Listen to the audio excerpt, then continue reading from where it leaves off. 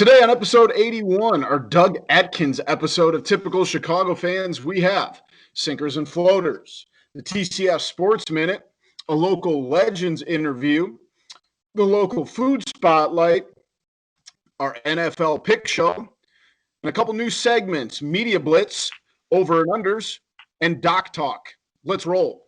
Hello and welcome to episode 81 of Typical Chicago Fans. It's me, your boy Boomy, on Twitter at BoomyTCF. Make sure to follow the main page at typical_Chicago. Head over to Facebook and Instagram page. Check us out there. Make sure you give us a follow on both of those. Head on over to the YouTube as well. Subscribe to our page there for all of our content in video form. Make sure to subscribe, rate, and review on Apple Podcasts, and follow us on Spotify, Spreaker, and Google Podcasts as well. Wherever you get your podcasts, make sure you check us out there. But make sure to follow the guys that I am joined with tonight. We got Zach at Z Lilia TCF and Maddie at schools_01. Tonight's episode is brought to you by our good friends over at 26shirts.com Chicago. Head on over to their website, 26shirts.com/Chicago, to check out the coolest Chicago sports merchandise around. They've got everything from the shirts that you see Zach wearing, hoodies, hats, flags, anything you need. Head on over there, check it out. At your checkout, make sure you use the promo code Typical Chicago Fans for 15% off of your order. If you love our show and love great Chicago merch that helps out a great cause, make sure you head over to 26shirts.com/Chicago, pick out your items, and use the promo code Typical Chicago Fans in all caps for 15% off your order. Boys, how are we doing on this beautiful Friday night? I'm doing great. It's beautiful weather out. We've had a great week of weather, and I am just. It's so nice. You can go out, golf a little bit, not as late as usual, sadly, because the sun goes down a little bit earlier every day now, and it's just a nice little. It's crew neck weather, and for somebody like me, who sadly has put on some weight, I have to say. Crew necks help me out a lot, and it's sweater weather. It's getting to be sweater weather, boys. It's getting to be sweater weather. It is one of the best parts of fall is being able to layer up, because when that heat starts to kick back in, then you just lose the hoodie and you're good. You know, it's not bad. Start eating some junk food or whatever, and you can put the sweatshirt back on. Fall's my time to shine. Fall. I hate winter. Maddie looks like a guy. Maddie has the sweater and everything, and get the beard, and he stays toasty. You give me a hoodie or a long sleeve tee and like a pair of basketball shorts or just regular shorts. I am gravy. You let me eat a bowl of chili with the cheese, the sour cream, all of it, and just watch football outside in my garage, on the deck, down in the basement, living room, wherever I can get it.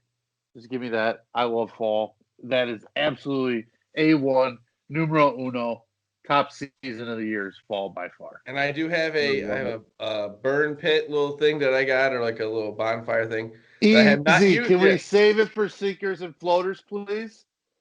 Oh, no. What I'm saying is I haven't never used yet. I've never used it. I got one. I would use mine for the first time. When I got it for a housewarming gift, it was 90 degrees outside. So yeah, they got a good deal at Home Depot on it. Don't worry, it's a must buy. You can't pass it up then. And Matt, I do have the starter log, so I don't have to worry about making fire. Makes it quick. The wood gets roasted real quick though, man. Those things can make it hot. Oh yeah. Thing of beauty, boys. Well, since Matt asked so kindly, we'll jump right into sinkers and floaters. I will get started with my sinker, and that is man caves, unfortunately, because three geniuses who worked for the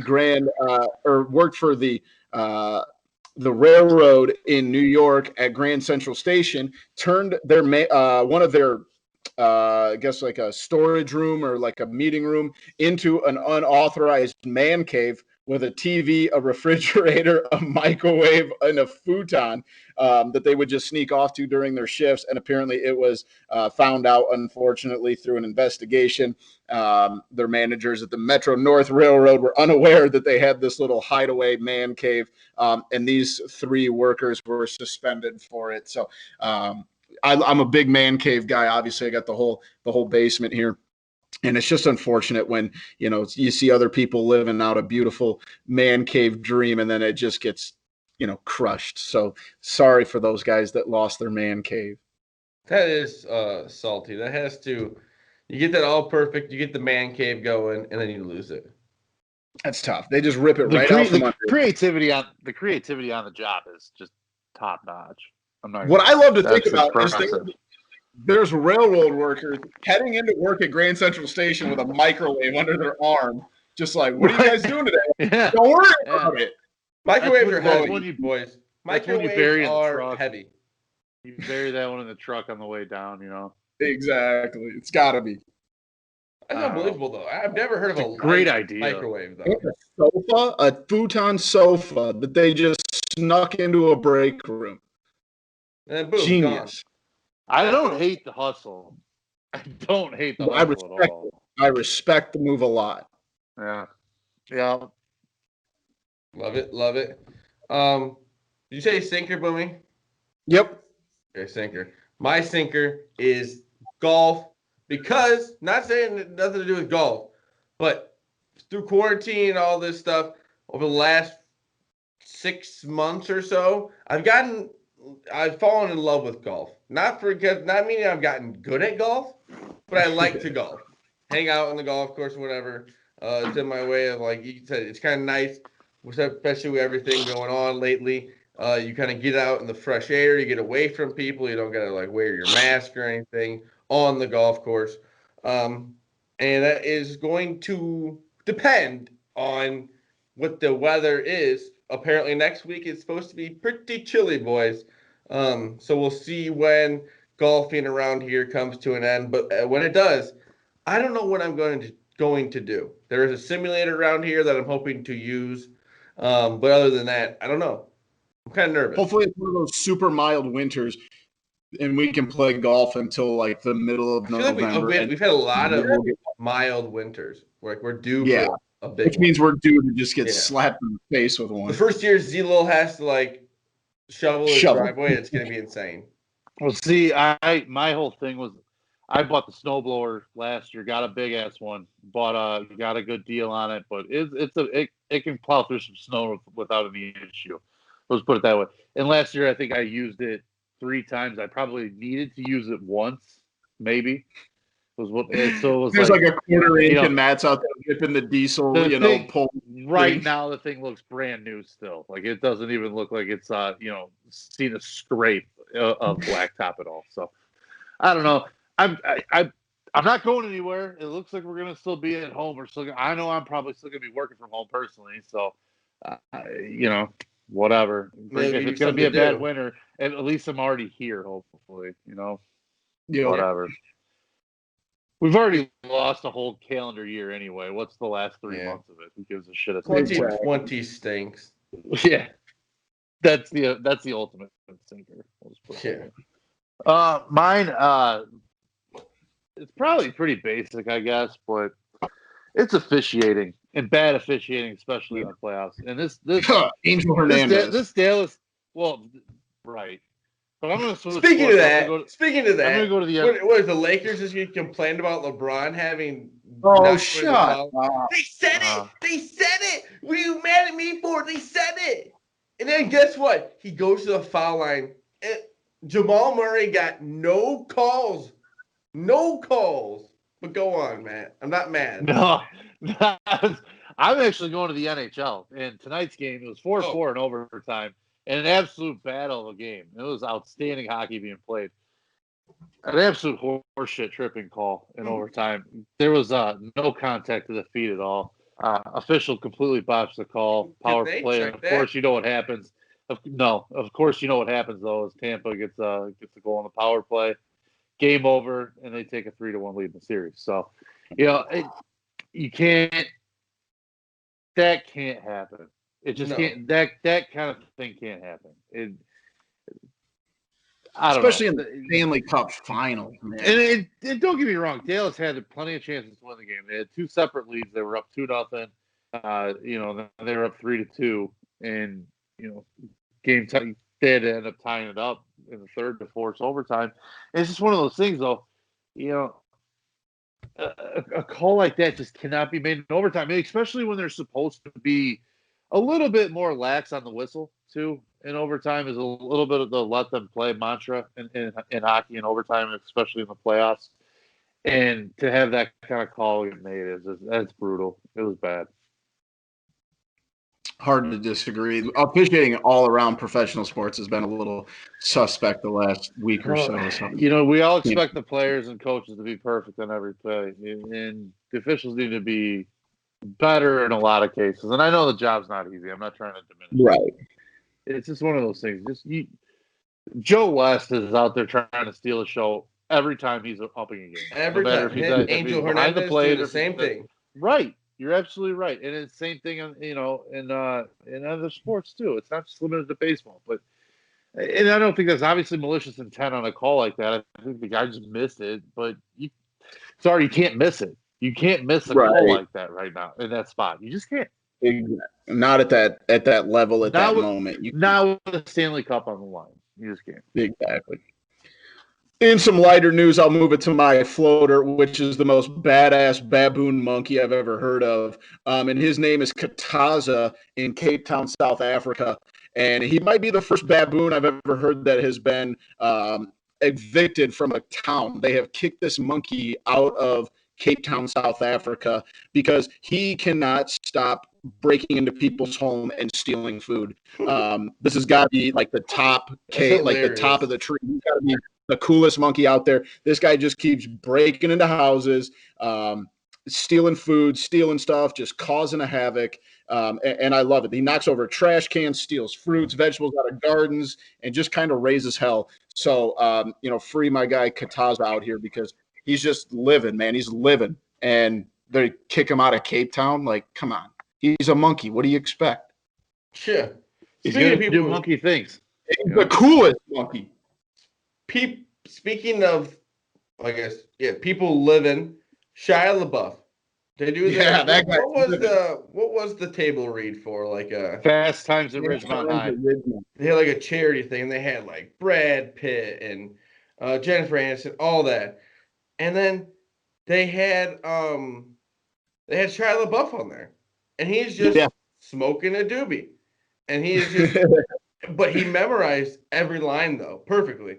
But I got thinking to myself, that guy's probably just living the life.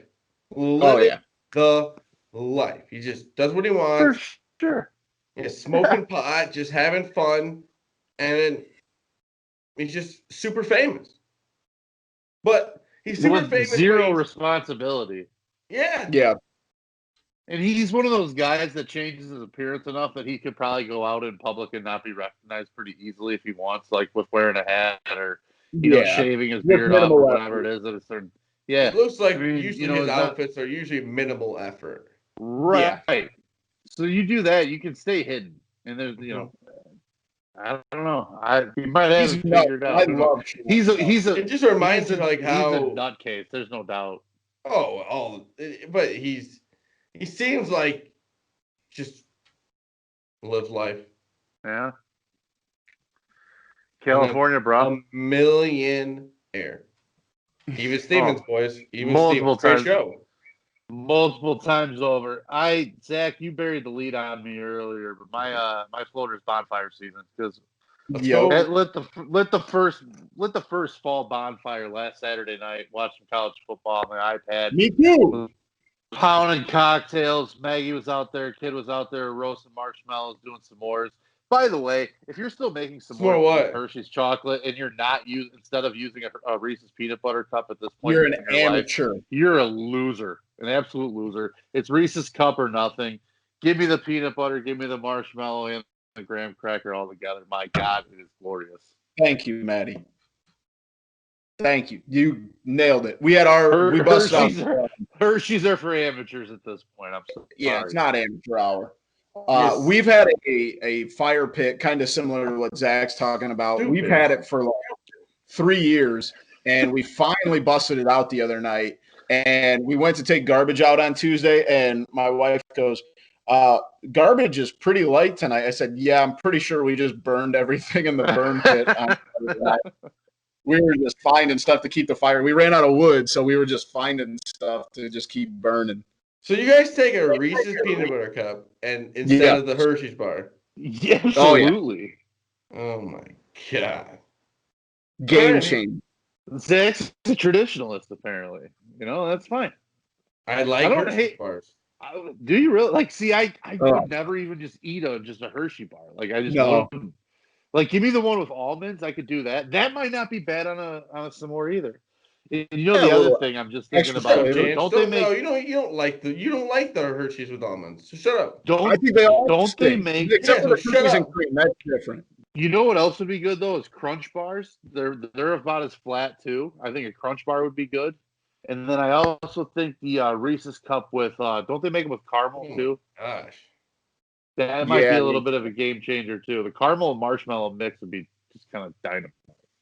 Yeah, absolutely. Great ideas in this little think tank here, boys. Think tank? What the hell? What? No one would ever go, oh, you guys ever listen to that Typical Chicago Fan podcast? Real think tank. Hey, we got TED Talks coming at you. Legends interview. There's some real knowledge for people. Well, yeah, that's different. He's a not from us. I was going to say. When's the first TCF TED Talk? Let's get it going. No, we have to find some other people to do that one. That's for sure. Give me a break, Boomy. Hey, I was just trying to be positive, all right? Oh, you were trying to put me down because you guys were throwing your up idea. All right, so Zach's a traditionalist and a realist, all right? Zach's very let's just keep it on planet Earth here, boys. I listened to the Neil deGrasse Tyson interview with on PMT, and I feel smarter.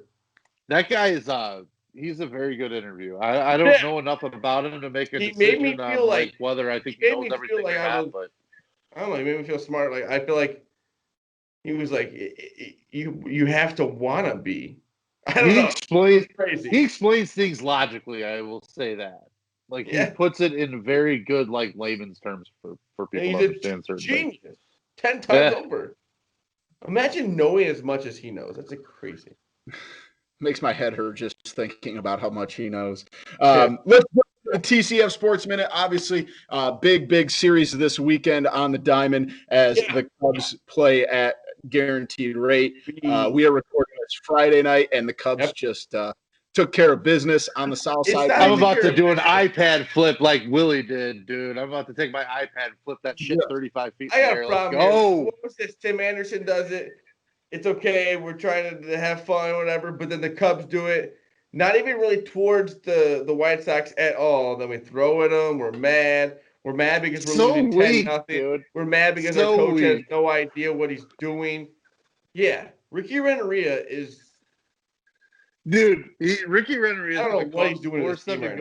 He's gonna force them to go to New York and absolutely just get pounded on. And what's bad for the White Sox is this comes from a Cubs team whose offense stinks right now. They've been stinking, and they gave up 10 runs to this team. Yes, if they play New York, it'll be at Chicago, correct? I should correct myself there. I think it would be in Comiskey. Maybe the higher seed. Wait, yeah. They would be at home against the Yankees, so I take that back. But still, the Yankees will still mash on them too. So I don't know because right now the White Sox are the 7 seed. Yeah, this is a big game. These are big games for the White Sox. The Indians moved ahead of the White Sox. And the problem for the Sox too is the Cubs need to win still. The Cubs still need to win. Yeah. So it's not like they're just trotting out it's not like the Cubs are just trotting out some bullshit roster. But so are the White Sox. They should be trying to do the same thing, and they gave up 10 runs to a team who didn't even score 10 runs against the Pirates over 4 games. Right. Yeah. Well, that's crazy. Steven Brault, dude, that guy's a really good pitcher, man. Let me tell you. Unbelievable. Trevor Williams. Yeah. Look out, boys. The old Buccos are coming at you. But we got to talk about this. I mean, obviously, the big thing here, Will Contreras has one of the most iconic bat flips and then gets thrown at by, I don't remember the kid's name.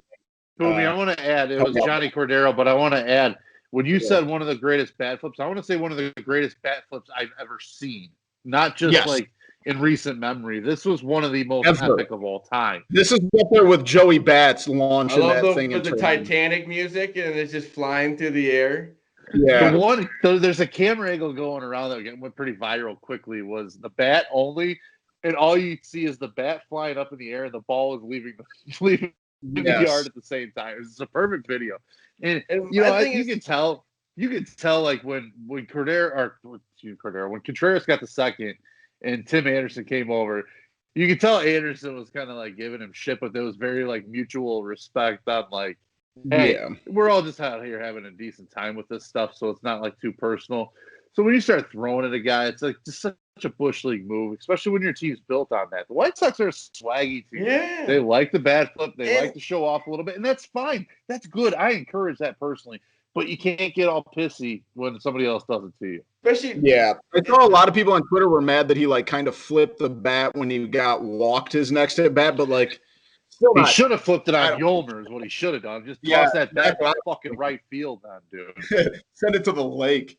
Yeah. I think that like the Cubs need a little bit of swagger back in this team. And that's exactly what they're trying to do. And don't give up the home run. I don't know.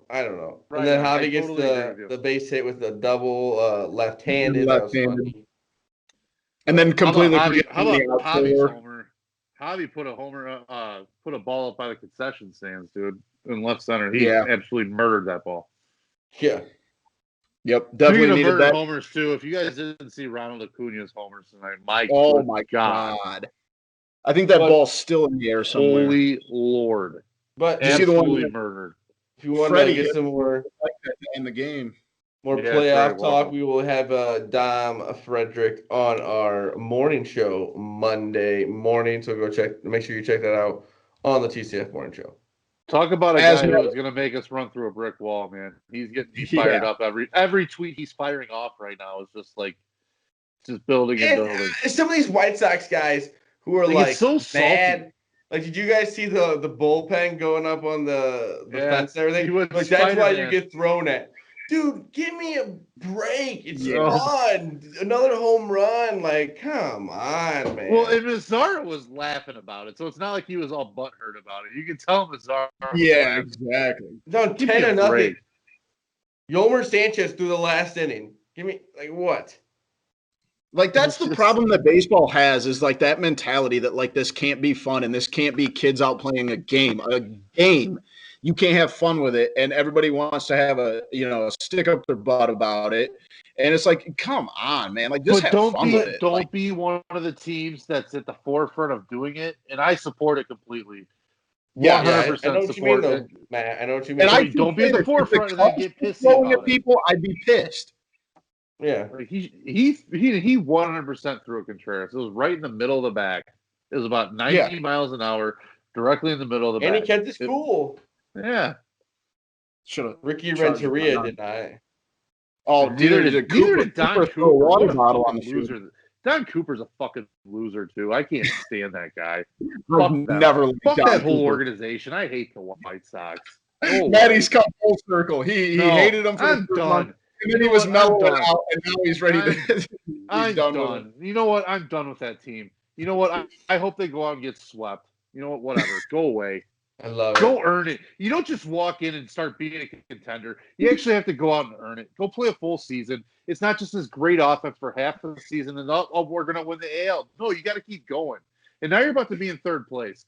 But so, you're right. You Frank Thomas had some strong words for the White Sox after this game, saying, you go to Cleveland and do what you did. You come here, you play the Cubs, the team you want to always beat. And all they do if you is lost talk. every single game before that. Talk.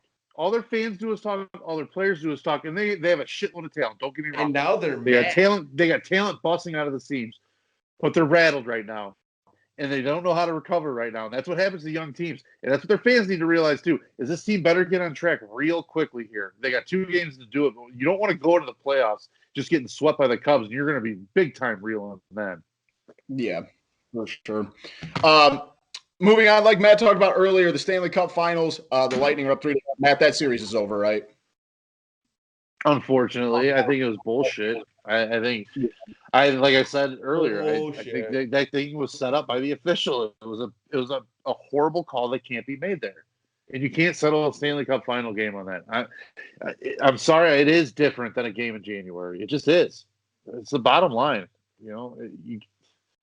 And I know that replay review isn't the same in the NHL, and I don't necessarily think it should be for every penalty because I think a lot of penalties do need to be seen at the speed of action. I think in the flow of the game, you need to maybe see how it happens live because it can look differently on a slowed down camera angle. It can look worse or more impactful or whatever. Maybe you can't miss that call. The bottom line, for sure. Yeah, I thought I was really digging Dallas coming into the series, but obviously Tampa Bay has pulled out all the stops and they're just kind of clicking right now. So. Victor Hedman just is so unbelievably good, and when you have a defenseman that's that good and that big, it's just I don't know. He just can absolutely suffocate any kind of life that anybody's showing offensively. He just has the ability to just take it away himself. He's like a vacuum cleaner out defensively. It's nuts. Must be nice to have a solid defense. I miss those days. Yeah. Moving to the hardwood, we have both conference finals going on. The Lakers will look to close out the series this Saturday. They're up 3-1 on the Nuggets. And just before we recorded this, the Celtics take Game 5 from the Heat. The Heat are still up 3-2. Yeah, that series is going 7, I think. That's going to be a good one. I think that I don't think you're going to see the Nuggets lay down and die in Game 5, but 3-1, you've already come back once from it. How many times can you continue to be the cardiac? They'll make it interesting. I don't know if they're going to win, but they'll at least they won't go out. They won't get blown out or anything. They're going to fight. They're not going to lay down for anybody. Yeah, they'll make it a close game. For sure. In college football, we have a ton of games going on this weekend. The SEC is officially back they're just playing a conference schedule, so all the SEC teams are in action. But, fellas, we have like 8. I have it right here. So the Big Ten starts October 24th. And then what's the Mountain West? Starts October 24th also. Okay. Does that sound right? Yeah, that sounds about right. The MAC starts November 4th. And the Pac-12 starts November 6th. Definitely. That's what we all love to see. I mean, obviously, I'm very happy the MAC is back. I just look at the logo. My Huskies can take down Maddie's Western Michigan. Fellas, we're going to get Hawaii late night back. We're going to get back on the Tuesdays. It's back. Okay, I got to ask you guys a question. Maybe you know the answer to this. We've had 7 games this weekend get either canceled or postponed. And what I'm looking at now had a game tonight that was supposed to be Memphis and UT San Antonio. UT San Antonio ended up playing Middle Tennessee. Did I miss something there? What happened in that? Did Middle Tennessee just fill in for Memphis? No idea. Okay. No idea. I can't follow college this football. This is crazy time right now. When it comes to schedules right now. In college football, it's like it's crazy how many people Notre Dame not playing this week. They're rescheduling it. But all I can tell you is if you think that it's going to be any better when college basketball starts with 350 Division I teams and rosters of like 15 people. Yeah. So like once 1 or 2 guys get it, like you're right. I don't know. College basketball is going to be an absolute shit show, but I don't know. I don't know that football and you're seeing the difference of what happens at the pro level when there's money and backing and the league support that you get and the professional level compared to the collegiate level, because it's, NFL teams are basically creating their own bubble essentially, and NBA and NHL created obviously their own bubble. Baseball's doing essentially the same thing. There's no way you can bubble college athletes. There just isn't. So you don't have the means. You don't have the facilities, and you don't have the willing participants because they don't have anything to earn by giving up everything. They're already giving up everything. They're basically giving up their skill for essentially no monetary value. Why? Couldn't agree So more. now you want them to confine their lives for you to make more, while they Yeah, continue to not make more. I don't know. It doesn't work that way. So I think that's why you're seeing some of these problems. for sure. Hard to disagree there, Maddie. Let's move on. We have our local legends interview of the week. This was one I was extremely excited to do. Dr. Elie Daniel is the father of one of my best friends, one of the smartest human beings I've ever met. So I got to sit down and talk to him about his experience in the medical field and more, towards our side of it, his experience in the sports medicine field. So it was an amazing chat with him. I got to talk to him for about 40 minutes. We're going to roll part 1 here. We will have part 2 next week. So let's throw it to our interview with Dr. Elie Daniel. All right, ladies and gentlemen, we would like to welcome a very special guest onto the podcast, one who has been a family friend of mine for well over 20 years. He's the father of one of my best friends, but he's also one of the smartest medical minds I've ever personally met. Ladies and gentlemen, welcome to the podcast, Dr. Elie Daniel. Doctor, how are we doing today? Hey, Chance, how are you? Man, other than some of my technical difficulties and you having to deal with it, but I think we found a way. We're going to make this work. But we've got to get into it. We obviously are a sports podcast, but so much of sports, and we talk about it all the time on our podcast, is how the medical field plays into it. We just talked last night about a football player who had his lung punctured by a doctor giving an injection with obviously a needle, missed the rib, punctured his lung. He's out for a couple weeks. So obviously medicine and sports go hand in hand. But let's get into it. Could you give us a little bit of background on your medical expertise, how long you've been doing it, and what you specifically are a master craftsman at? Well, I've been out of school since 1987, so I've been doing this for a while, almost 30 couple years. 33 years or so. So it's been a while. But anyway, the more you do things, the more humble you get, because then you learn that hey, you have a creator in front of you that knows more. Mm-hmm. So it makes you more humble.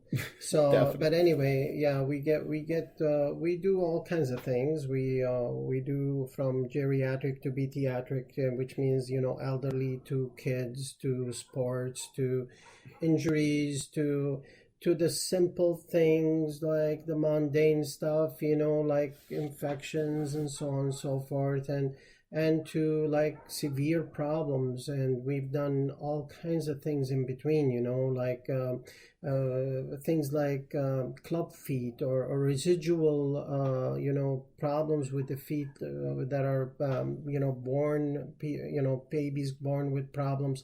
We deal with a lot of those things. So we deal with everything. That's so mainly feet and ankle. Is there anything outside of that you work into? Well, we usually that's my specialty, is foot and ankle. So anything related to the foot and ankle, we deal with it. So we usually, any soft tissue element that goes into it, we deal with it. The beauty about the foot and ankle is that it is our base, which means it is where the body reacts to the ground. This is where you're interacting with what we walk on, and it makes you mobile. It makes you able to be from point A to point B. And that makes us different than a tree, right? Right, so absolutely. It makes us able to go around and be all over this world and enjoy it. And speaking of going all over this world, you are quite the globetrotter. Make sure you check out, we'll talk about Doctor's YouTube page here in a little bit, but if you go in and check that out, you've been trotting all over the place. What are some of the places that the medical field has taken you? Well, I've had the privilege of working all over the place, and some of the places are Saudi Arabia, UAE, Lebanon, Jordan, Kuwait, Bahrain. I've been also up in the northwest area of Asia, like parts of the old Russia, like Georgia, Kazakhstan, Azerbaijan area. Those areas as well. And I'm always invited to go somewhere else, but I don't have time. Exactly. So you're quite the globetrotter. With all of those places that you've been, do you have a particular place that you would call your favorite place you've traveled to? We talked about this some time ago, I think, but my favorite place is when I have good company. Definitely. So it doesn't matter where you are. As long as you have some beautiful company with you, you're okay. That's all that matters. That's all. Now, I got to ask a question, and this is where my silly brain kicks in. I was watching a video on the internet the other day. Have you ever been to Turkmenistan?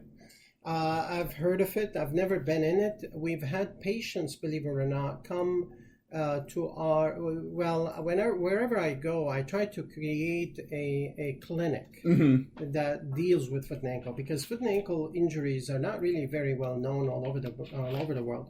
So like in Jordan, we created a foot and ankle clinic in Amman, Jordan. We also created one, and not me, I mean, I help help a group of doctors to do that. And in Georgia, we've also in Tbilisi, Georgia, which is not Georgia here, but Georgia, Georgia, the country, yep. Right? Exactly. We've created in Tbilisi a big, huge clinic, and it still is very, very active right now. And believe it or not, we get people all the way from Siberia, from Moscow, from Turkmenistan. We go from everywhere that come and visit with us. We have people from all over. So I mean, there are places that I never even heard of, and all your time you see them there, and it's very, very unique experience when you start to deal with places like that, when they're very remote, and they don't have the medicine and the medical experts that they need. So it ends up being a situation whereby I'm trying to help them as much as I can. For sure. And the reason I asked is because I was watching a video that someone was talking about traveling to Turkmenistan, and they were basically saying that like Turkmenistan very limits the amount of people, the amount of foreign people that come into the country. Do you ever run into that situation where you want to go to a country and maybe there's some restrictions or anything along those lines where it makes it tough for you to get into that kind of place? Sure. Well, I mean, you have to think, okay, well, we still have politics, right? Yeah, exactly. So politics play a lot of roles in a lot of things. And the funny part about that is we all have feet. Yeah. We all have the same blood. But nevertheless, politics comes in and says, "Oh no, we're different," and we're not. For sure, and those people still need help as well. We are all the same in the eyes of God, and we are all the same made. And thank God for that, because or else medicine doesn't even work. So we have to be like that. Definitely. So obviously everything that you have seen over the years, and we talked earlier about, how sports is so intertwined with medicine. What are some of the most common sports injuries? Because I'll give you my guess to it. It's got to be sprained and rolled ankles, right? Right. Well, basically, you have to think about the anatomy a little bit. When you talk about sports medicine, you have to really know your anatomy. And anatomy just... Okay, I'm going to kind of go out a little bit on a tangent just to explain what anatomy is. Yep. Okay, so let's say I call you and I say, you know what, Chance, where do you live? And you tell me, oh, I live on 123 Main Street. I know exactly where 123 Main Street is, right? Because you just told me the address of where you're at. Okay, well, anatomy is the same way. If I tell you that I have a problem with the anterior talofibular ligament, you're going to be like, what? Where's that at, right? You lost me after interior. Exactly. So basically, that's where anatomy is at. Anatomy is only a roadmap for doctors to talk to each other, to be able to actually understand what this person is having. So if I tell somebody, hey, this person has an anterior talofibular ligament or an ATFL injury, they'll know exactly what I'm talking about. But for me to explain it to a patient, then I have to go into details, right? So that's where it comes in, a situation whereby the doctor have to be able to bring in the medical jargon down to the patient in a way that they understand it. Why I'm going there is because sports is not any different. Sports is the same thing. Sports injury is basically an injury of the musculoskeletal system. Musculoskeletal. So it's got muscles and it's got skeletal. So it's got bones and muscles, right? Yep. Well, that's not the only thing there is. There are ligaments, there are fascia, there are veins, there are arteries that feed this stuff. There are nerves that tell the muscles what to do. So you have a variety of different tissues that are actually doing things to that area. And if any one of these gets injured, while you're trying to help the patient, you're causing more problems. Right, for sure. So like you said, I mean, everything you've dealt with, feet and ankle, is sprained ankles probably one of the more common things you see, or is it more Correct. of like the, I'm trying to think of the best word, but the chronic issues that you see that people have? Well, the thing is, most people don't really understand the foot, so you have to explain it again. So why don't I explain it a little bit, okay? Since you don't understand what I'm talking about. The foot, whoever created us, created the foot for us, so as we can actually the foot would be a shock absorber and a propeller, okay? Yep. So we are gonna be adapting to ground, whichever ground we walk on, whether it's outside in nature or flat surfaces or whatever it is, and also propelling off that ground, so we're actually moving ahead, okay, or stopping, or whatever we want to do. Now, for us to do that, just think about it. The thigh bone, is only one bone. Yep. Okay, whereas the leg bones are 2 bones. Mm-hmm. All right. Now, the foot bones are 26. 26. I knew it was a lot. I would not have guessed 26. 1/4 of your bones of the whole skeletal is in your feet. That I knew it was high. I never knew it was that high. You have also the thing is, your foot is made out of several sections. So there is the back section, there is the middle section, and then there is the front section. And also it's made out of inside and outside sections. So if you divide all that up, you end up with a variety of problems that can happen with it. Now, twisted ankles is one of them, but you are looking at possible, stress fractures to the metatarsals, stress fractures to the cuneiforms, which is the bones that are supporting the metatarsals, which is the bones that hold the toes. So you end up with a variety of issues. Now, also, you have to think about the ligaments that are holding everything together, and those ligaments can be either attenuated or torn or partially torn, or you have many things that can go wrong. So in medicine, what we do, we try to understand first the problem, and once we understand the problem, we then go on to try and treat what the problem is. Now, let's give you an example. Somebody comes into the doctor's office and they have a headache. The doctor looks at them and what is the doctor going to do? Is he going to give you just a couple of Tylenols so you go home? Or is he going to check your blood pressure to see maybe it's because of your high blood pressure? And or is he going to check your TMJ to make sure that you don't have a TMJ problem, Yep. And or is he going to check your vertebral bodies back in the cervical area, which is the neck area, and check and make sure that you don't have a stress situation going on with those muscles? So you can see there's many variety of problems that are happening just to get a headache. And also possible vascular issues, possible neurological issues.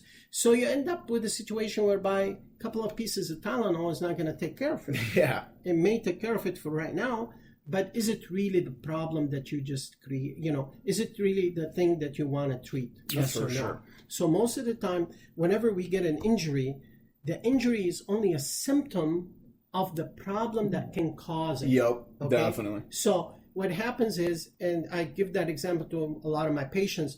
So let's say, you have your car, right? You drive your car down the road all the time. You don't think about it. And all of a sudden you have a blown up tire. Why?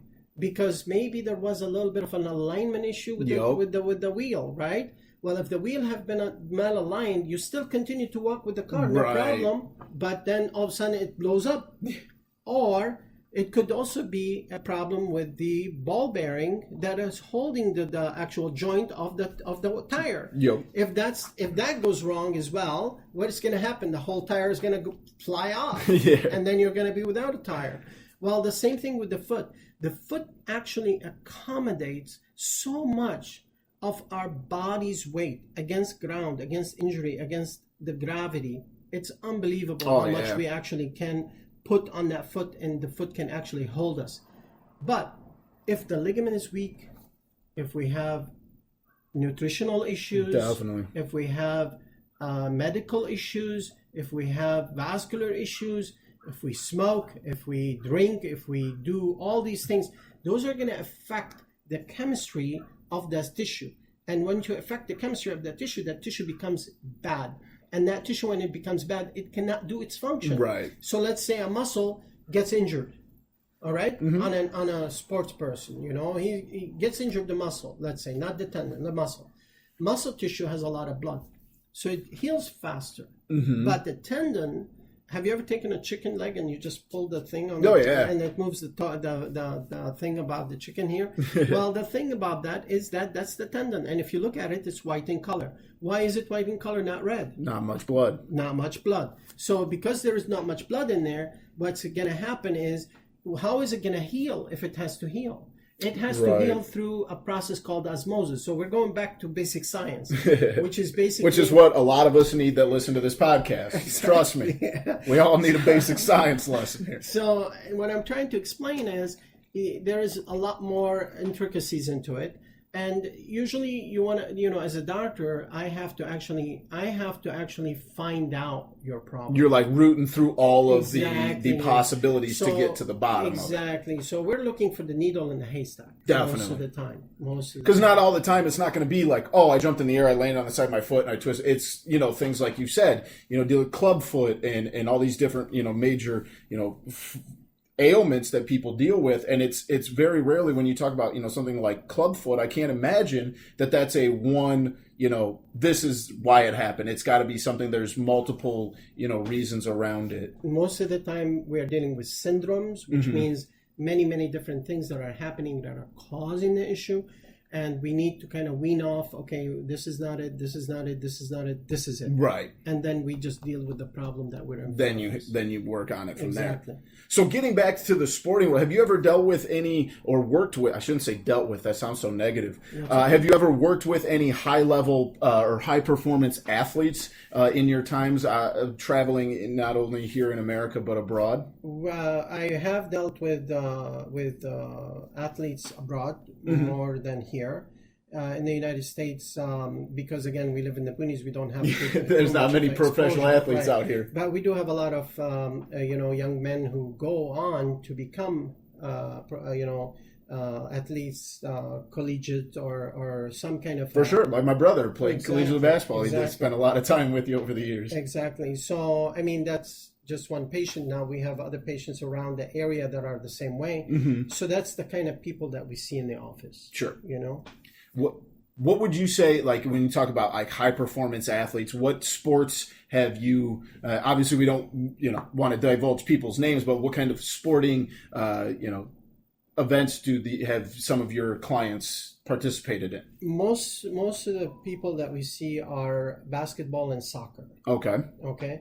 Why is that? It's because of the repetitive, traumatic situation that's happening with the stop and go, Definitely. and side to side motion that goes on with the structures. So the structure is going through a lot of stresses that are happening from these motions that are crucial to finish the game. So the brain is actually giving the order, hey, get to the ball, but it doesn't know what the automatic brain is doing by actually telling, okay, the peroneus longus tendon or the anterior tibial tendon, hey, you fire now, not later. Exactly. And if there is a mix-up as to which one fires first, just like we had a mix-up earlier. With our technology mix-up. Right. So if there is a little bit of tick there and something happens before it needs to happen, then the whole skeletal system goes into array. Right. And that's the problem. That's when you get the injury. And very important that the patient or the sportsman actually gets their mindset that, hey, I want to have a game with no injuries. And once you have that mindset, you minimize your injuries, believe it or not, in my mind. For sure. Mind over matter kind of thing. But nevertheless, things happen, no matter what. Definitely. So what would be, with your dealings with feet and ankle, is there a way for people to prevent sports injuries like that? I mean, I feel like sometimes I could think about it all I want, but at some point in the middle of my Y League basketball game, I'm going to land on someone's foot and that ankle's going all the way over. Is there like a preferred method that you as a medical professional can give to people out there that Is it stretching? Is it, getting warmed up? Is it a nutritional thing? Like, I feel like there's so many different, opinions out there that it's hard to get one right. There is many layers to this, and that's the thing. You have the nutritional aspect. You have the construct aspect, which means, is the construct good for sports? For sure. Okay. So again, some of us we're not the same. So everybody's different. I didn't go up to become an athlete because my construct is different than the next person. Definitely. Some people are different, and so we are all different. But nevertheless, we have a commonality, and that commonality is that we can train to become whatever we want to become. Now, in training, you have to be careful. So, if you understand your own anatomy as a person, then you can minimize your injuries. Mm-hmm. Okay. Now, if you don't understand it and you need help, that's when you go to the doctor. So that's why they say sometimes that it's a good idea for athletes to have a sports exam. Yep. And most people do that. Even young people in physicals school, is a lot of the time through they a call sports them physical. Yep. Just to make sure that they are fit to actually be able to do what they need Mm-hmm. to do. And then the doctor can direct them as to where they can excel. So let's say some people, if I see them, I would say you'll do better in swimming. Right. Or some people will do better in basketball, or some people will do better in football, or whatever. Right. It depends on what I'm looking at. Nevertheless, what I'm looking at also is dictated by the structure. Right. So we cannot just look at the person and say, "Oh yeah, you look like a football player. Go be a it. footballer. Go do a football." No, what we do is we actually do an exam. Mm-hmm. Do X-rays, do the whole thing, find out exactly what we're dealing with, what we want to do, Definitely. and then we proceed. Yeah, that's a great, because you wouldn't, I don't think I'm built to be like a gymnast. It'd be one of those things that maybe I missed my calling, maybe a long time ago if I would have, done the right research, but obviously not. Those days have long passed. Thank you so much to Dr. Daniel for coming on the podcast. That was part 1. Next week, we will have part 2. Make sure you follow Dr. Daniel on Twitter at Dr. Elie C. Daniel and check out his YouTube page. Zach, I know you're probably not going to be a huge fan of some of the videos because he does have surgery videos, and I know you don't do great with guts, but there are some really cool stuff on there. The things he's doing overseas and helping different members of the international community in parts of the world we've probably never even heard of. So make sure you check out his YouTube page, Dr. Elie Daniel. That's actually Boomy. That's actually why I'm not a doctor. Is because of that. I can't take the blood or anything. That's why I'm not a doctor. That's a good place to blame it on, though, Yep. Zach. I love that. I love it. Not to do with me never ever being able to get into medical school even close, but no, it's because I can't deal with that. Can't do blood. Why would you even apply if you just can't? Can't do the. So it's like, hey, I guess you'll never know. I guess you'll never know. Yeah. Oh, it's beautiful. But let's get into a topic that you do like, Zach, and that's our local food spotlight. If you got a chance, get out to these places this weekend, next week, get yourself set for delicious food. I'm going to start with one I might have brought up before, but they have actually moved locations and they are getting ready to reopen here in Mendota, and that is a place called El Rey del Taco. They just moved out of a location on Route 34. They're moving basically like 100 yards away to the old Whistle Stop building, and they will be opening up here soon. So make sure you check out El Rey del Taco. They have one of the coolest, most delicious tacos I've ever had, and it's just called the Rey, and it is steak, bacon, and cheese in a taco. It's one of the best things I've ever eaten. They're very cheap. They're delicious. Make sure when they reopen here in Mendota, you check out El Rey del Taco. Sounds yummy. Mine is the reason why I was not here last week, and it is Rips. I think it's just called Rips Chicken in Ladd, Illinois. Matt, you got to go to this place. I've been there. I've been to Rips. I know, but you got to go with me and Boomy and the gang because it's fun time. Pictures of Ham's Light. Oh, it's a beautiful sight. Everyone knows about the chicken. What I want to say real quick, I'm sorry to cut you off, Zach, but Rips, sidebar, I don't like pickles. I hate pickles. Their fried pickles are not bad. I've never had them. I've actually didn't Never mind had their fried I get the pickles. mushrooms there. Yep, mushrooms are amazing there. Just wanted to throw that out there. Pickles. Yeah. I hate pickles, and I didn't mind theirs. So Love it. But Ribs Chicken in Lad, place that legendary place. Yeah, Awesome. legendary. Oh yeah, place. it's better One there for than, like years. the Chicago Sun Times and stuff. Very good food. It's like Awesome atmosphere, It's definitely a too. local legend, to say the You kind least. of Oh, you gotta wait in line a little bit sometimes, but like you said, that's kind of That's where half the hands that's half comes the in. fun, I think. half the fun is Exactly. getting a little sauced up before you go there, so you're already sauced up in line, and then once you get inside, the bar's there, and then So you it have smells good. Oh, I've been there. Yeah, Ribs it's a good time. Don't get me wrong. We'll have to make a TCF trip there after all this craziness. We'll do a review of that place, man. The chicken butler is 100%. absolutely unbelievable. Love it.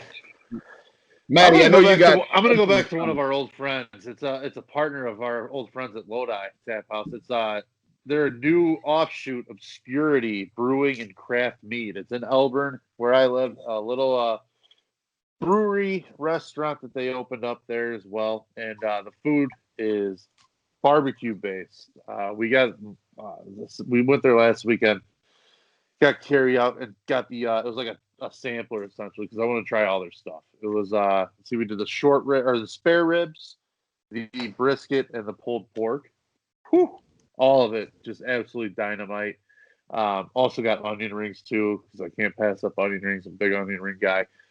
Those are really good, and it's the same people with tied into with Lodi, so good food there, and it's just their offshoot. Probably a great atmosphere, you had to imagine.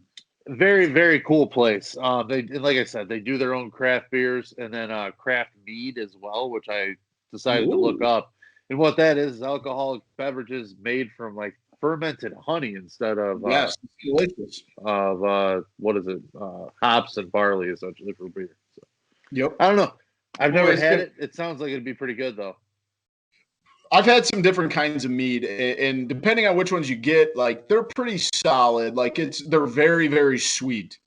Yeah, well, like everything seems like to be mixed with like a fruit base or some other kind of like counter to the sweet.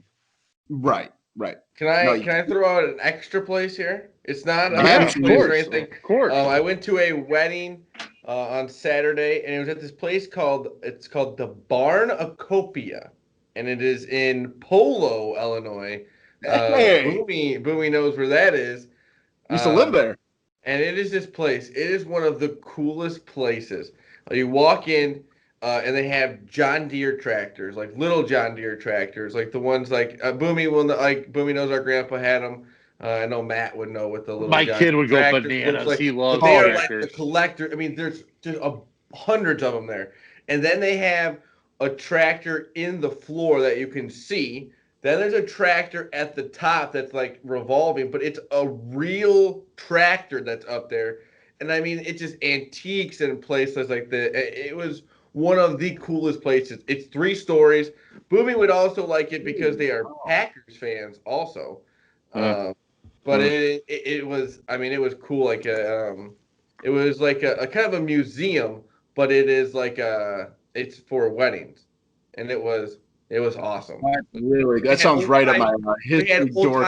They had on the second floor. They had old time cars, like probably I think like 8 or 10 old time cars. They had like a old time like Minnesota state trooper car. Like it was just awesome. It was place sounds huge. Barnacopia in Polo, Illinois. Right on, man. And that sounds really good. Very cool. Let's jump into one of my favorite segments, and one we're actually all doing, knock on wood, we're all doing pretty well at. Let's move on to our NFL picks show. As of right now, Zach and Matt are... Exactly. I'm pulling up the rankings right now. I believe... Thursday night Zach was good and for Boomy and I. I think Boomy and I both yes, had Miami on Thursday. Zach, you went Jacksonville, correct? Yes. Yeah. So Zach is a 9-3. Matt started off 6-0, went 3-3 last week. He's also at 9-3, 500, and I am at 2-1. So we, as Matt said earlier, last night was the Miami-Jacksonville game. Matt and I both took Miami, which was a winner. Zach went Jacksonville, and actually one of the better Thursday night games, actually. I mean, relatively speaking, and I don't know if that's just me. As hell.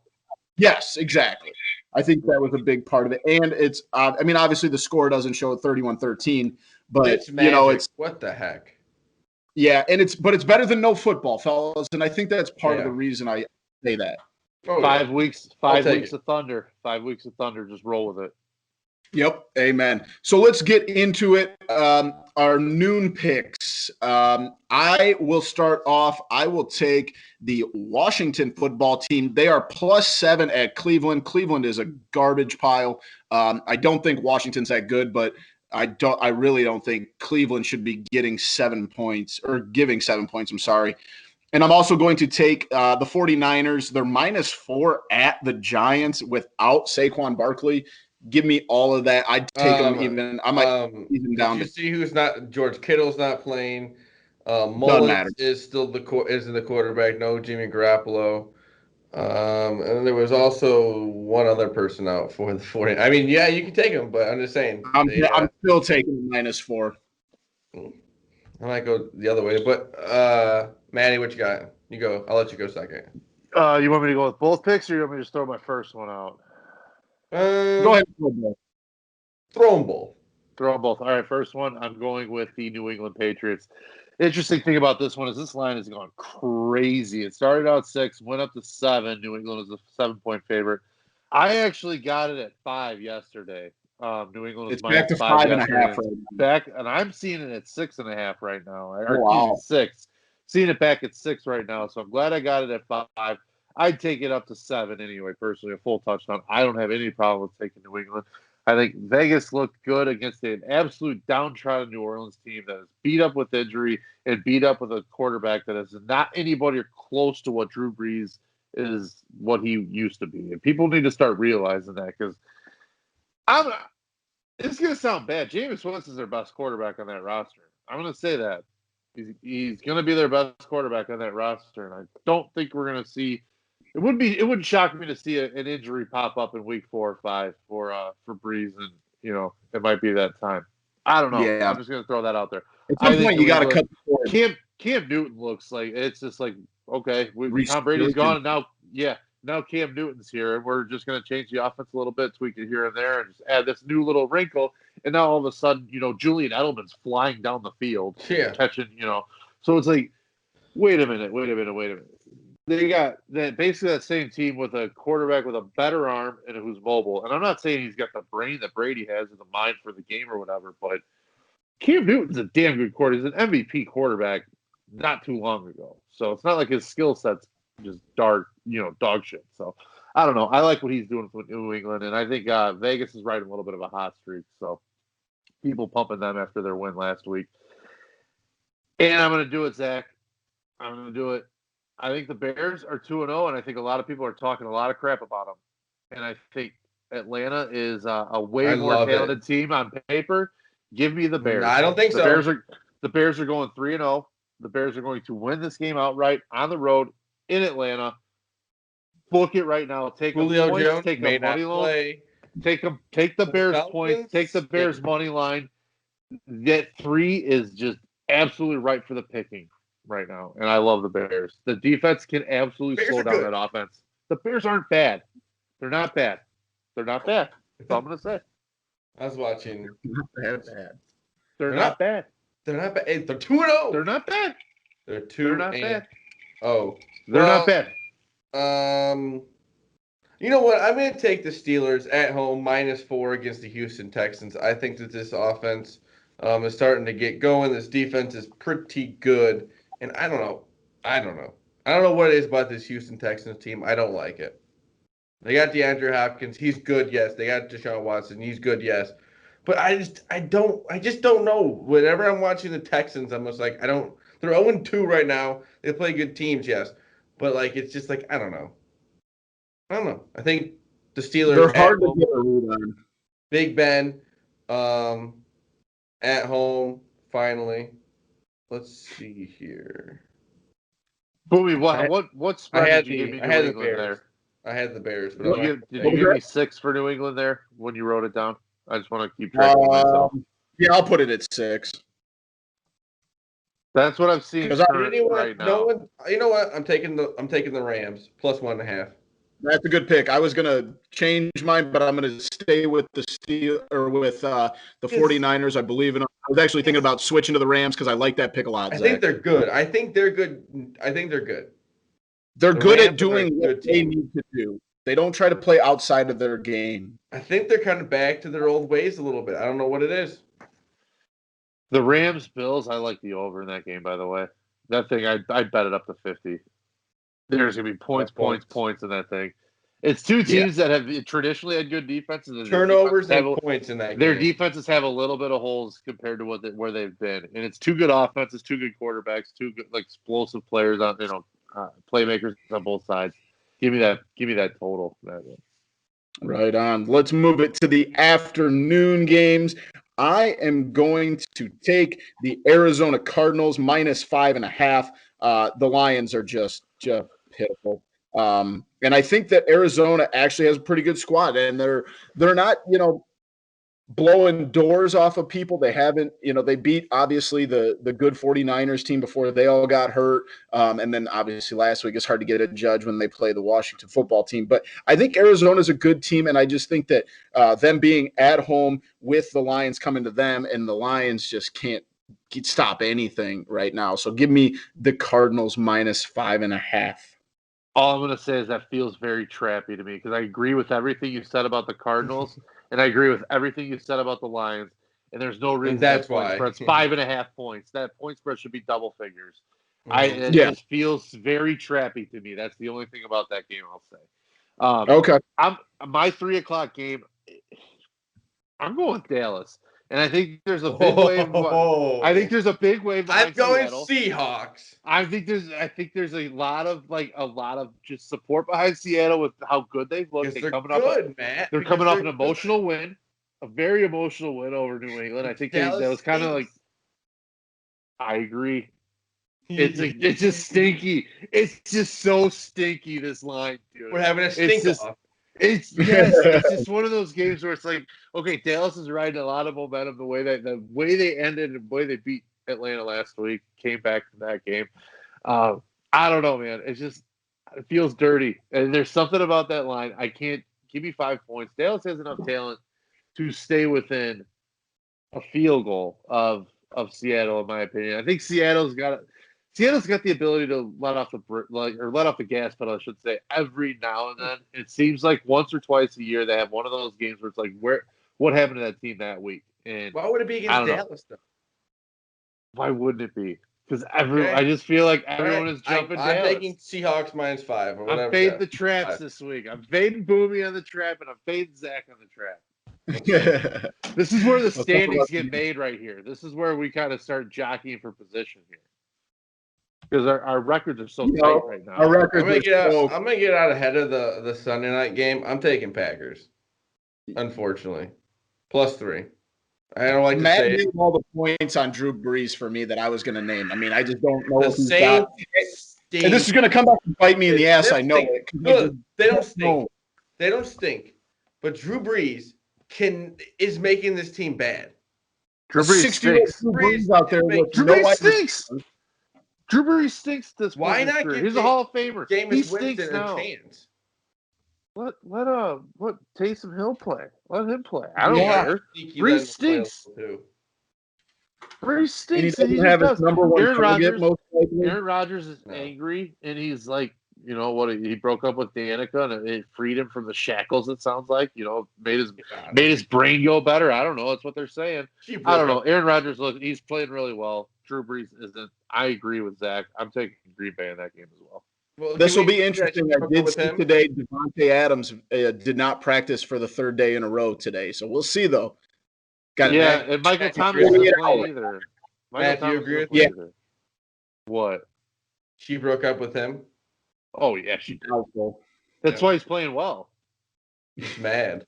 Revenge. Yeah, he's working out a lot. He's So are trying to we get all toned. going Packers? You know how it is. You don't feel. When she breaks up with you, it's like, you know what? I got to improve myself. I got to make myself better. I got to hit the gym. I got to work out a lot. He's hitting the books. He's focusing a lot. It's exactly what happened. I agree. We all going Packers then? We just need Sounds Seamus like Mullen to show up again, or Cotton. Disgusting.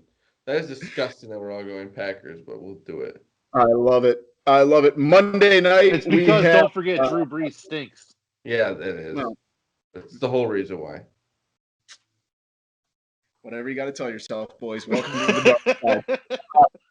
We got the Chiefs and the Ravens on Monday night. The Ravens are -3.5 at home. I'm taking Kansas City. Kansas City's a wagon. It feels like they haven't lost in like a decade, it feels like. And until they, I think they're going to bounce back from the performance they put up last week. I think they got a little bit, tripped up with the quarterback switch there late.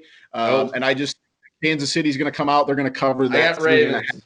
Give me the Ravens at home. This team is good too, Boomy. This team is pretty freaking good too. They're not the team.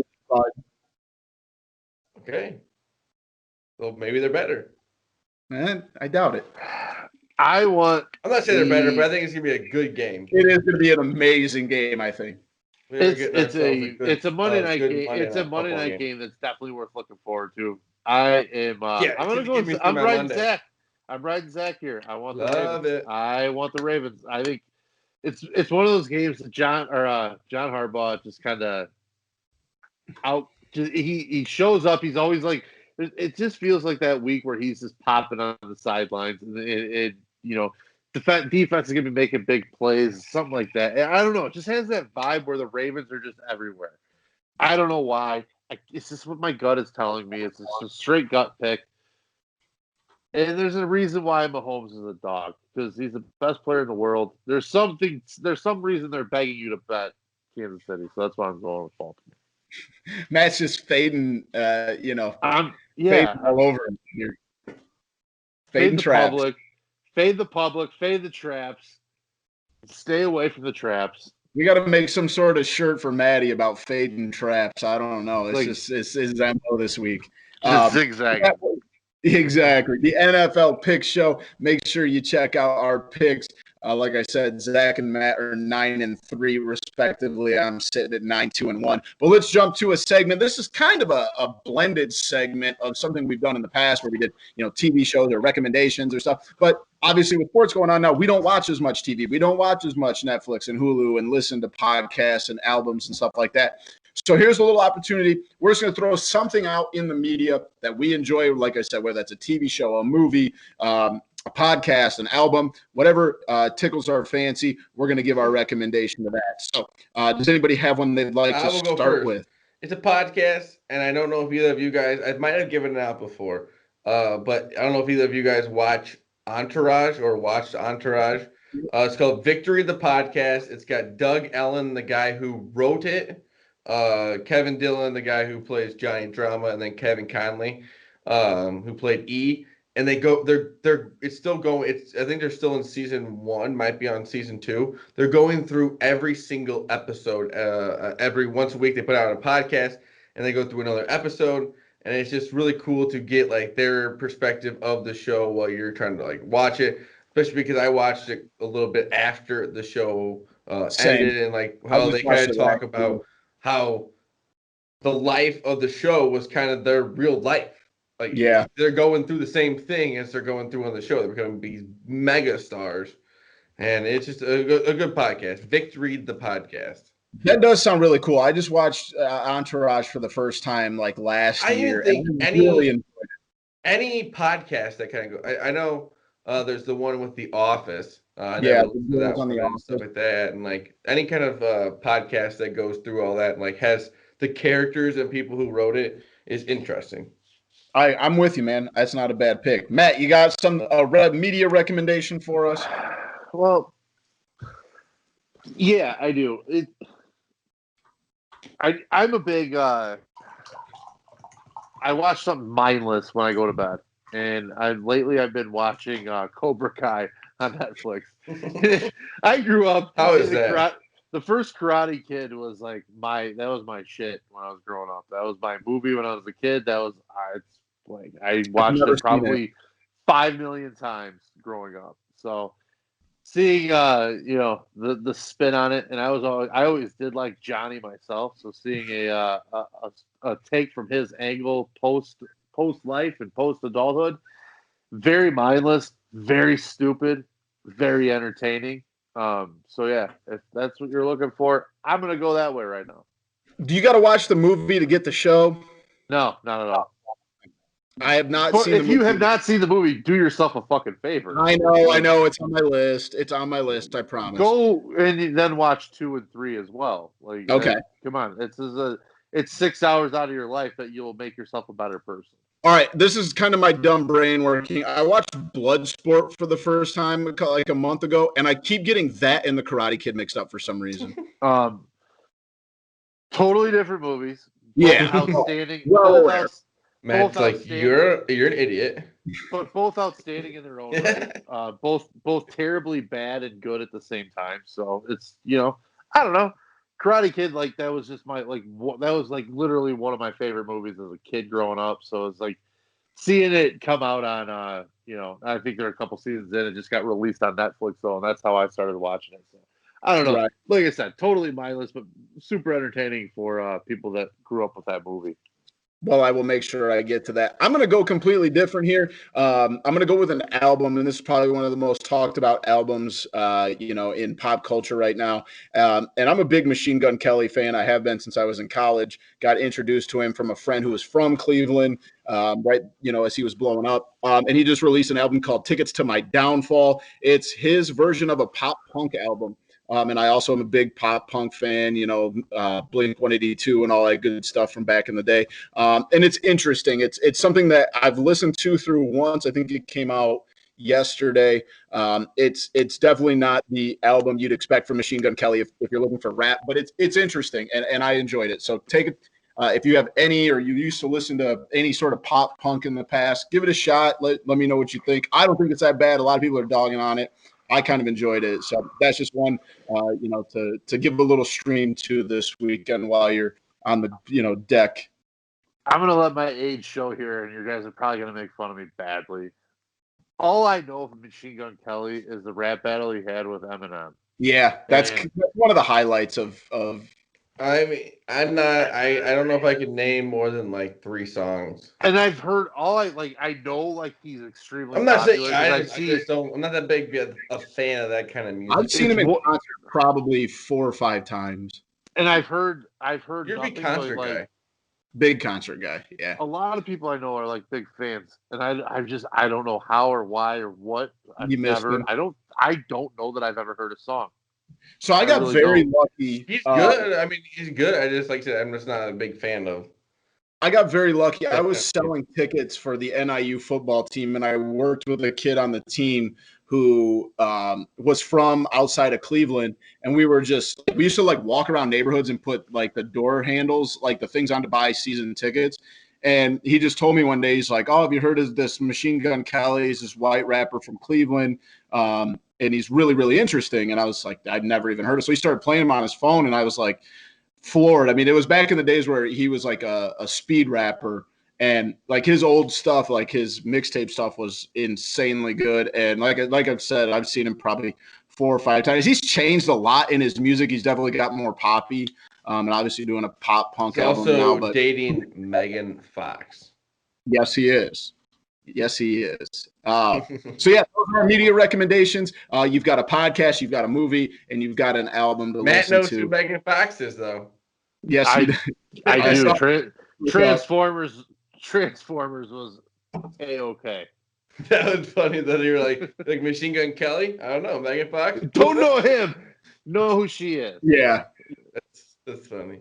There was very good camera work in that movie. I'm not gonna lie. There was some enhancements in that camera work that made her look hotter than she.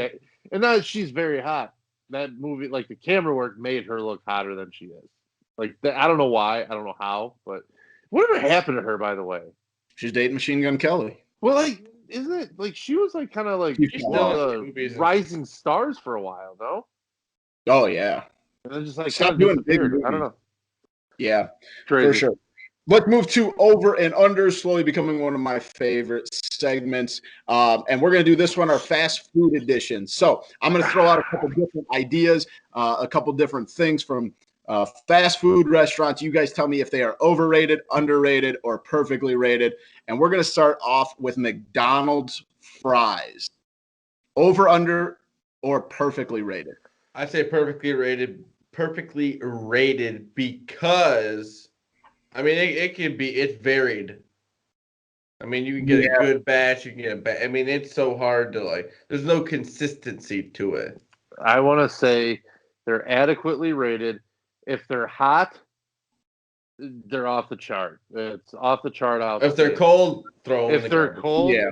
I Don't don't even want try to and go reheat back 'em. there for weeks. It's one or the other, and they don't travel well either. So it's like if you're So gonna you gotta go eat if right you're, away. yeah, if you're going to McDonald's and you're set on fries, if that's your focus for going there, you better be eating them on the way home, or you better stop in the parking lot and just cram them there. Because if you have anything longer than a 15-minute drive with those things, just chalk it up as a loss.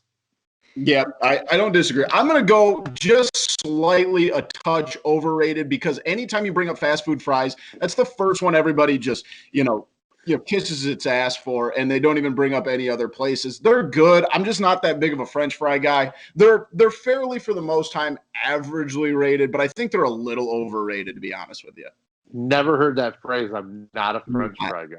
I'm not. I don't know what it is, man. I've never begged. It's like saying I'm not a Christmas guy.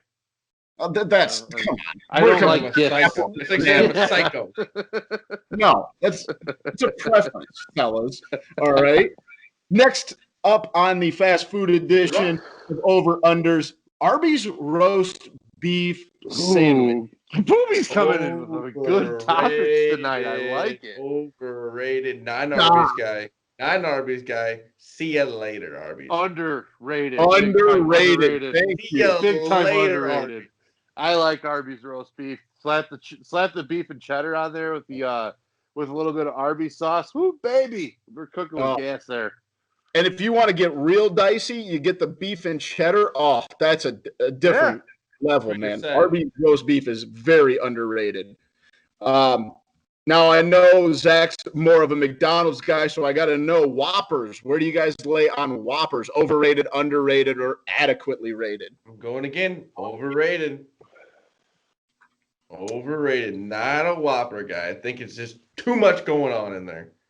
The Whopper in 1996, underrated to all hell. It was an electric. I was burger. 1 year old. It was an electric burger, to say the least, in the mid 90s. So since then, it's just too microwavy for me at this point. You know what I mean? It's just you eat Burger King, and if you can feel the acid reflux just beginning. It's like one bite, and it's just you can already feel it. I don't know. I think they're pretty adequately rated, but I would lean with you guys. They have definitely gone down in quality in the my dad is the biggest Burger King guy I've ever met. My dad loves Burger King.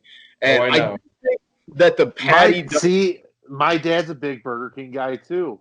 A huge burger, I think because it was so good back in the day. I'm telling you, they used to be very, very good. And now I don't know how it's become like a Burger King thing. It's just like I don't know, kind of falling off. The cheese isn't like Possible melted out of burger it all. That was disgusting.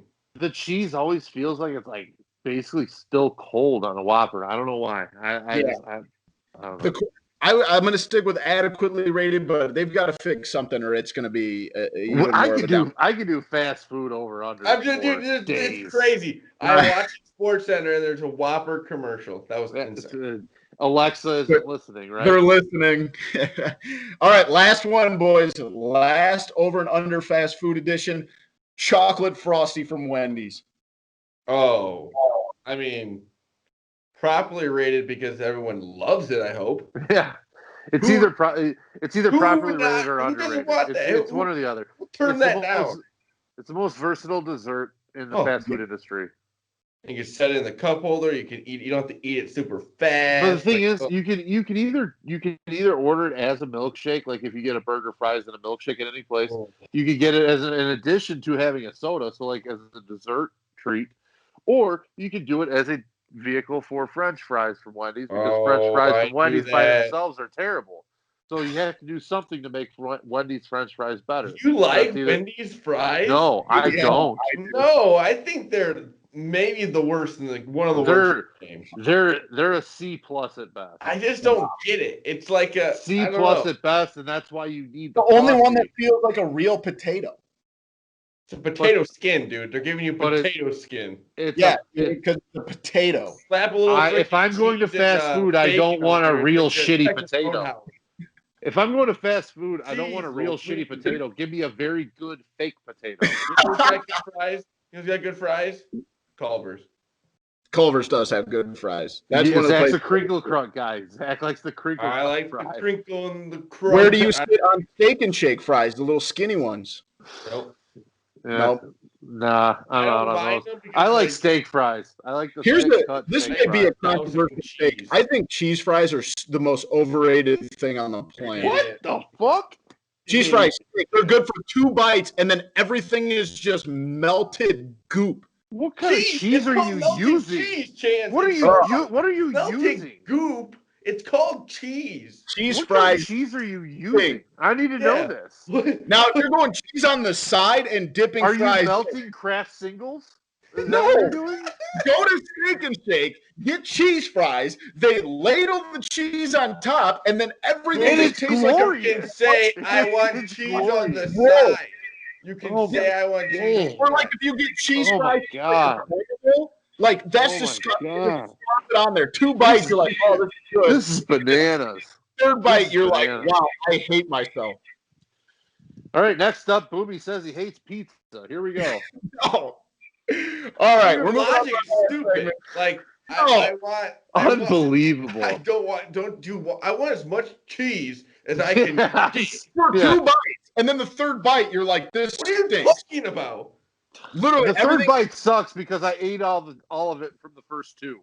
That's why the 3rd bite sucks. No, they don't. You're trying to say that they properly put it all over it. Oh God, Boomy's awful take there. Awful take. No words. Cheese fries are overrated. Oh my God. All right, last segment. Since we were lucky enough to have Doc Daniel on, I wanted to get into. I know we've all probably got some weird injuries, so we're calling this Doc Talk. Our weirdest / most painful injuries that we've ever encountered. Zach, I know you've got some good ones. I wanted to see if you're going to take the one I'm thinking of. My freshman year of one soccer. I was thinking. What? I'll go ahead. I'll tell you the one I was thinking of for you. I was kicking a soccer ball and I kicked it the same time as somebody else, and I took a step and my kneecap was just out of place. Oh my God! And I go and they just it's one of those things you would think it'd be painful, but they just kind of set it back, or it sets itself back in there or something. I don't know, but it was the weirdest thing. It was just because I'm guessing my leg was kind of weaker. I don't know, not very strong. I don't know, but yeah, it was like I took a step and it was like Jello. Ugh. Zach, the one I was thinking of for you was when you put the spoon through your face. That was but that was a child injury. I'm not on sports. I know. I'm just saying. I just said weird. I fell with a spoon in my mouth when I was 2. Yep. All right. So is this a sports only thing or a non-sports thing? I've got one sport and, well, actually neither of mine are sports related, but. All right, well, I'm going to tell you. You hurt yourself all the freaking time. Yeah, I was going to say the crossbow to the face, you know. Golf cart. Yeah, we'll save Boomy for last, though. You can bat third on this one then. I'm going to give you a quick story about when I was working for a municipality in their streets department. It was a summer gig, and I was carrying about 5 stop signs in my hand. They were mangled and torn up stop signs. We were moving them from one end of the shop to the other, or moving them from one other building off site to our current one. So I was carrying them out of the flatbed truck. I lifted them up, one slid off the top. I don't know how or why or how the science even worked out, but a corner of that stop sign caught my fingernail. Oh my And gosh. it literally took my fingernail and removed it completely instantly. It pulled it right out of my finger Oh my immediately. gosh. Oh, And I've lost fingernails with either a smash job or a cut Done where that it's before. been partially there, and But that is hurts and that's gross. you have But no. it was You didn't know gone. that. Like, you did not know that. it was gonna gone, and there was an absorbent amount of blood and I'm not a blood guy. Me either. Well, And I'm it not made that. me very, very queasy, made me very sick immediately, just because I kept I was getting so nauseous. There was just it was literally the blood was it popped the vessel, so it was spraying. And when I would bend my finger, it would spray. I'm not shitting you, it was nuts. And so that was a stop sign. They're so thin metal, those could decapitate you if they. Ugh, I can't imagine. I did one other one that's kind of off that I avoided injury. I was driving down Route 39 coming back from work when I was working in Rockford. I was driving south on 39, and there was a ComEd truck in front of me. And the buckets trucks that they have with the the cherry picker essentially on the top of it. Well, there's a garbage can, a small garbage can up on there too, for whatever reason. Well, that garbage can flew off the truck in front of me, and I swear to God, it was coming right for. I could see it moving before it flew off, and as soon as I moved out of the lane, it flew up and went right where my windshield was. So I don't know what would have happened, but I'm really glad I got out of the way of that one too. So I think that one could have been real bad. Yes, really bad. A garbage can though. You're telling me a stop sign ripped out a fingernail and a garbage sign might have taken out even worse. A garbage can and a stop sign. That's not two things that you think of deadly force. Yeah. Oh my God. All right. I've got a laundry list of things. But my most painful one was when I dislocated my ankle/foot.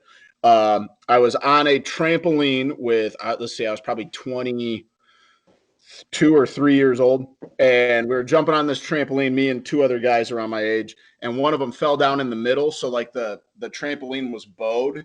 Well, I landed on the side of my foot on the bow, and it just sucked it underneath, and my foot was completely sideways. So I panicked, and I looked at it, and I knew it wasn't right because I could see the side of the bottom of my foot while my leg was straight. Oh my gosh! Slam my foot into the trampoline to pop it back into place, and it worked. But then I decided that it wasn't that bad of an injury, so I jumped off of the trampoline onto both feet, got about 3 steps, and collapsed. And I would show you the picture, but it looks like someone cut my ankle and shoved a baseball. I don't want to see that. It's wild. You guys know I lost my first tooth? This might be the dumbest. You might completely think of me as a different person. So we had your cheese fry take did that to me already. Well, just wait. It's going to get better. My mom's going to love this. So we had an 8-foot chain. We lived in this old farmhouse, and you could only turn the light on by pulling this 8-foot chain because there wasn't a light switch for it. Well, you tied it around your tooth. No, I used to put it between my 2 front teeth and run around in a circle. Well, one day I ran a little too far, and it just yanked both of my teeth out. Oh my gosh! Ooh. Yep. You ran a little too far. And I remember just looking down and my chiclets being in my hand and blood being everywhere. They were not even the crossbow incident makes way more sense. Yeah, all of these, the golf cart incident, it all added up. Yeah, and I also there's just a laundry list of things. It's a miracle. Hey, I'm still here some of us, Boomy, are klutzes in life, and it sounds like you and I, my friend, are klutzes. Okay. Exactly. Some of us are just injury prone. It happens. Get back into this topic. I could probably come up with another half a dozen on dumb ways. My wife makes fun of me so much about how the stupid shit I stubbed my toe on, or all this other stuff that just randomly happens. It debilitates me for 3 weeks at a time. I also cut a piece of my own finger off. Yeah, My finger- I took a I don't took a like chunk. this segment at all. I took a chunk of a finger off from a set of hedge trimmers. That didn't feel good. I've almost done that. Leather gloves saved my finger. I think. Oh, We'll save that. Boomy. We'll save that one for the next round.